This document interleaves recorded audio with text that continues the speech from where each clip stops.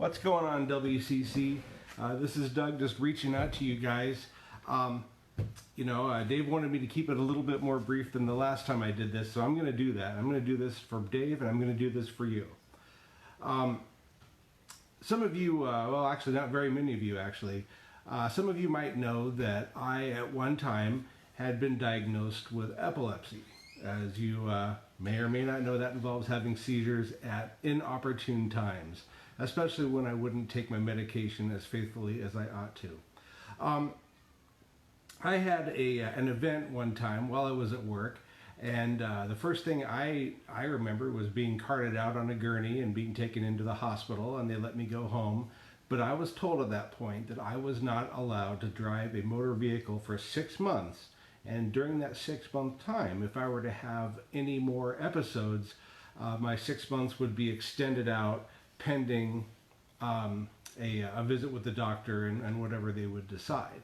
So during that 6-month period of time, I had a driver's license. And during that 6-month period of time, I had a car, and I was paying for insurance on the car, and I was paying for the car payments, but I wasn't allowed to get behind the wheel and drive, and that totally sucked, okay? I wouldn't wish that on anybody, because, having something and not being able to use it is hard. We're so used to our stuff, and we're so used to doing things our way, that when we have the thing, but we're not allowed to use the thing, it grates on us. Maybe that's just because we're Americans. Maybe that's just because I don't know, I'm me. But I wasn't able to do the thing that I had every other capability and right of doing. I was taking my medication more faithfully. I was doing everything I was supposed to be doing, but the car sat in the driveway and went nowhere. And after a month or two, I remember saying to my dad, I said, hey, that car's been just sitting there for a while.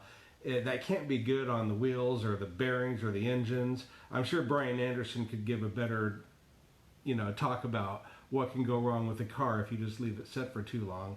I'm not very good with that kind of stuff. But I knew that it couldn't be good for the car to be sitting there just collecting dust. So I proposed that he would allow me just to get into the car and take it around the block one time. And that would get the inside parts of it moving. It would kind of stave off a little bit of the feelings that I was having about owning the thing, paying for the thing, but not being able to use the thing. And he looked at me and he said, Doug, what happens if you have a seizure? And I said, well, Dad, I'm taking my medication. I haven't had any more events since then. Everything's been going great. But Doug, you were asked not to do this for 6 months for your own good, and you were asked to not do this for 6 months for the good of everybody else around you that would be on the road or on the sidewalk or in their front yards. You were asked not to do this. And I'm asking you also to remember that promise you made not to do this. And so it was hard. I begrudgingly accepted the full 6 months of not being able to drive in a car. I was able to ride but not drive, and I gave him the keys and he took it around the block for me. That's kind of how it feels right now. We've got this avenue, we've got this building that is just as we remember it, but soon it's going to be even grander. And for right now, we're not able to go in there and gather together and see it.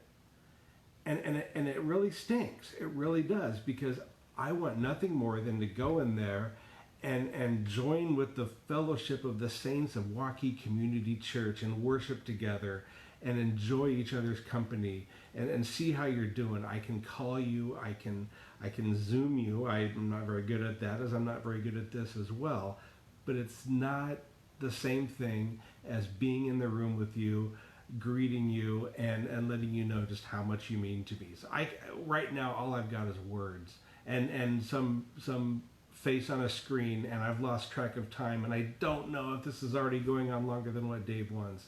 He always did ask me to be more exuberant, so you can blame him for all of this. All this to say that the end of our period of time where we can't meet together is going to end.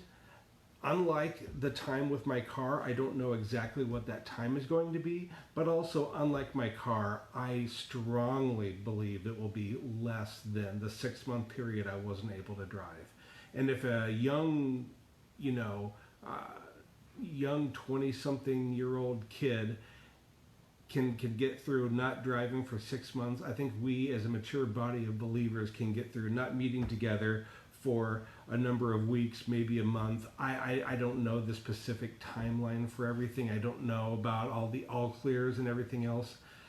I would love to know at what point we do get the all clear, but that's not for me to know.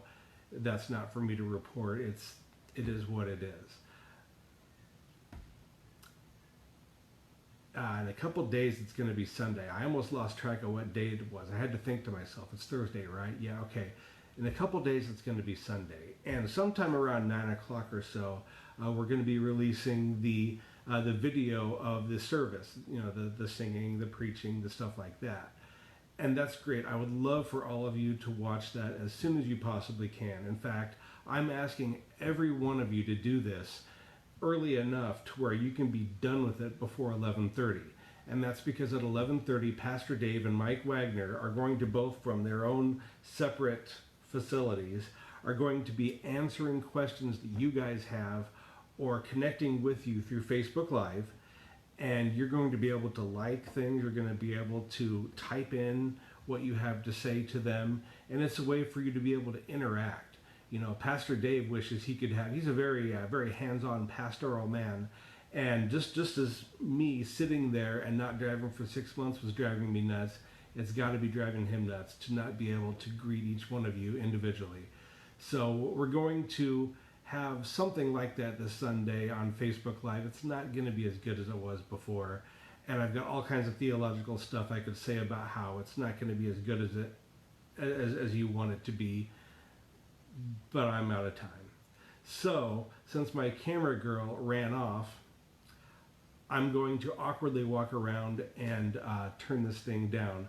So, until then, you're going to watch me. I miss you. I love you. And I will see you as soon as we possibly can. Bye.